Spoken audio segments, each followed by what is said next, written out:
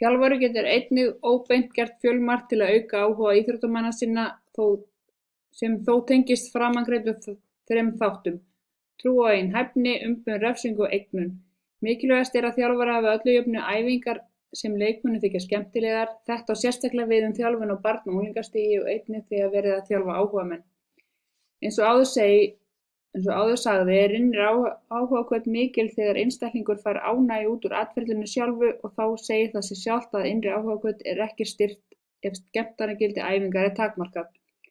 Aðrir þættir sem eru undir stjórn þjálfara sem hafa áhrif á áhugahvöt leikmanna er ákvörðunartaka, magn og gæði á endurgjöf sem þeir veita leikmönnum.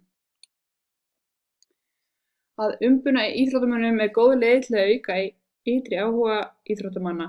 Hafa verður þó í huga að það sem áður hefur komið fram í þessari ritgerð að varlega verður að fara í að umbuna með efnislegum hætti, sérstaklega ef innri áhugahvöt er næg. Rannsóknir hafa einnig sýnt að stuðningur þjálfara við íþróttamenn sína hefur jákvæð áhrif á áhugahvöt þeirra sem og hans eigin hegðun. Jákvæð hegðun þjálfara hefur jákvæð áhrif á áhugahvöt.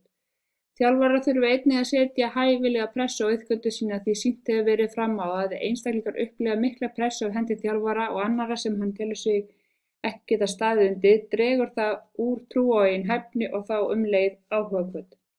Hvatningin þarf að vera jákvæð en að sama skapi má ekki setja of mikla pressu á árangur ef auka á áhugahvöt.